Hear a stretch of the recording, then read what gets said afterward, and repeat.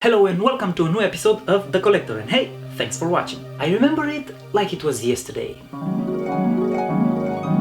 What, were you expecting some kind of transition to my past? Well, I don't have one.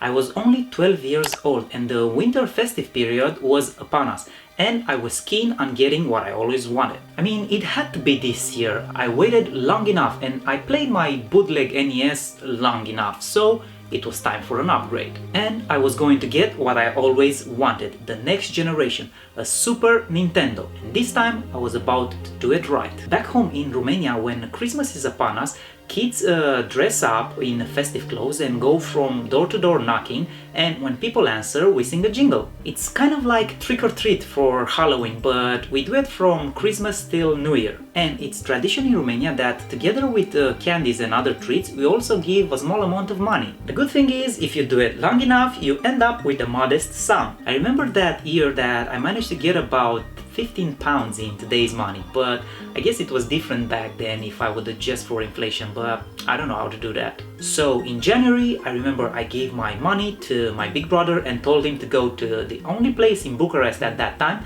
that was an electronics shopping center in the middle of Bucharest. I went to school that day, and when I got back, I was devastated to find that instead of a Super Nintendo, I got a Sega Mega Drive. Oh my god. The Super Nintendo was just too expensive, and the only thing he could afford with the money was a Sega. I was devastated at the beginning, but looking back now, I'm actually very thankful that I was introduced in the world of 16-bit game graphics by the Sega.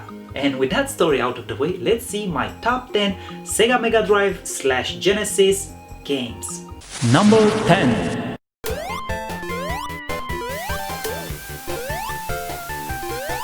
And the first and most memorable game I ever played on the system was Sonic 1. This was the game I got with the system, and it was the only game I had for a long time. Sonic took me on a huge adventure with his super blast processing speed. The graphics were so good coming out of the NES, and I thank you, Sonic, for showing me a great time. Number 9.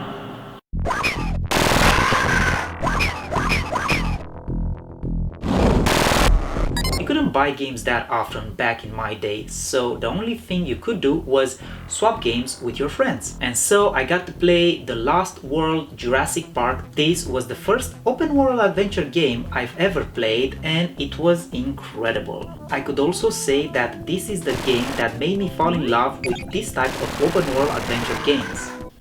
Number 8.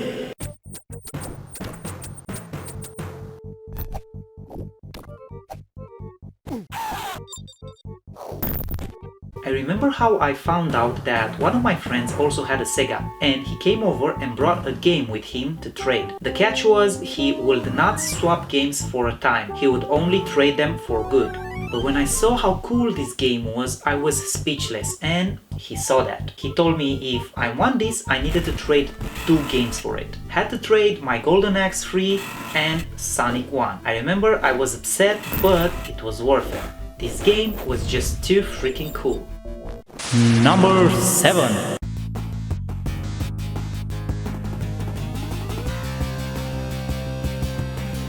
One of the most interesting games I've ever played back then was Comic Zone. To be thrown in your own comic book by an evil wizard and then to try to beat the comic.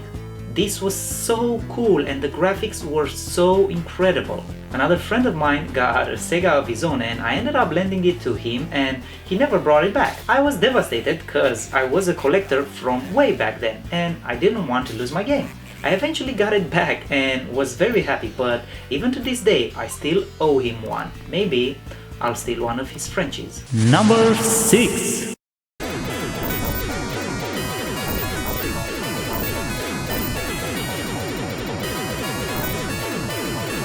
Truxxen is the first game that introduced me to this kind of vertical shoot-'em-ups in the world of 16 bits. Every game I got back there was blowing my mind one after another. I must say that I got blessed with mostly playing only great Sega games in my childhood. Every game brought with it a new style, and I was blown away game after game. I was always thinking, what else can this console do?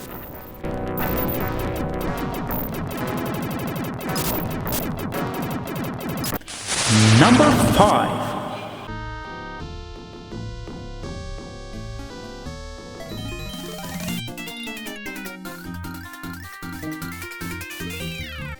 You enjoy Disney cartoons and you like video games. Then there is no better combination than to mix the two together.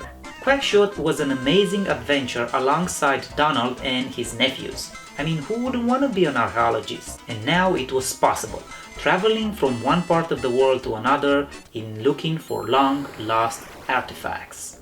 Amazing.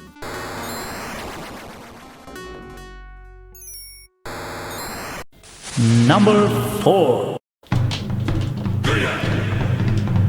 No, it's not Naruto. Before Naruto even existed, we had something different as the world of ninjas with Shinobi.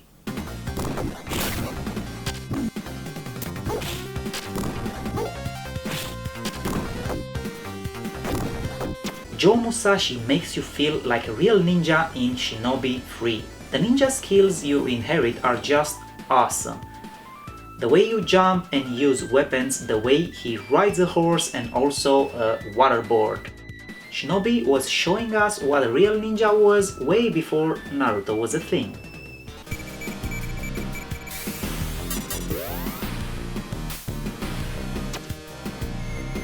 Number 3.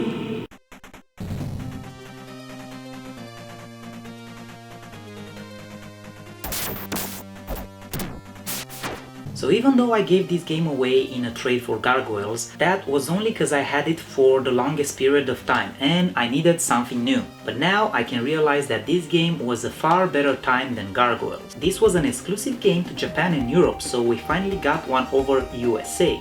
Suck it, USA! I remember it was pretty hard to beat the game on my own, so I was always teaming up with my brothers and trying to complete it.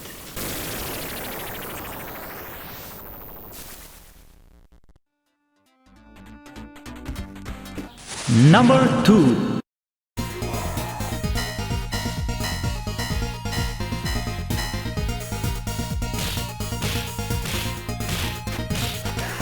I don't remember how I got this, but I remember I managed to get Streets of Rage 1 and 2. Number 2 takes the spot here. This was one of the best beat 'em ups and it still remains that to this day. This game is so freaking cool and it makes you take out all your frustration and anger on the street thugs. You know, thugs that will take your pocket money on your way to school.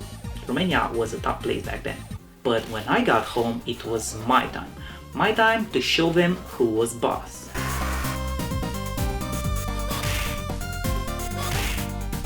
Okay, I know that there are a lot of other great games on the console, but I didn't have them when I was a kid and nostalgia takes lead. But let's see some honorable mentions that I discovered later in my years before number 1.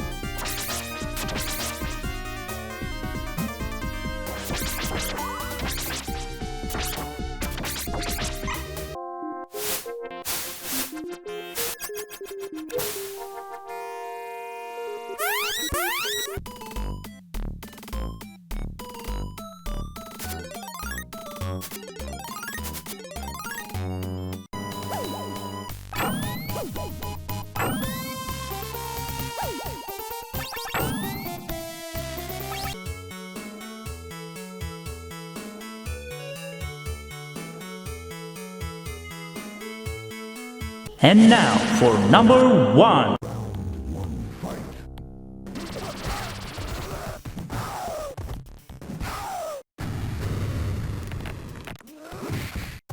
I remember how I was taking my console, taking the cables in the controller, taking the card and headed over to the next building to where my friends used to live. they would take out their Commodore 64 monitor and an extension cord to the outside corridor of their place. We could play in the house as well, but this was much more exciting. Plus, different neighbors would come by to see what we were doing, and that was cool. This was the beginning of our own tournament. We would fight each other with so much passion, and not just once, we ended up in rage quitting and almost fighting it out in real life. This was so crazy back then, but I loved it.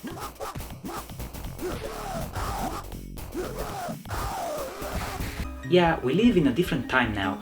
We don't easily find friends like we used to back then, so I was forced to clone myself. Prepare to lose, my friend, in your dreams, man! But that was it for today. Thanks so much for watching. If you're new here, don't forget to subscribe or at least show it to a friend.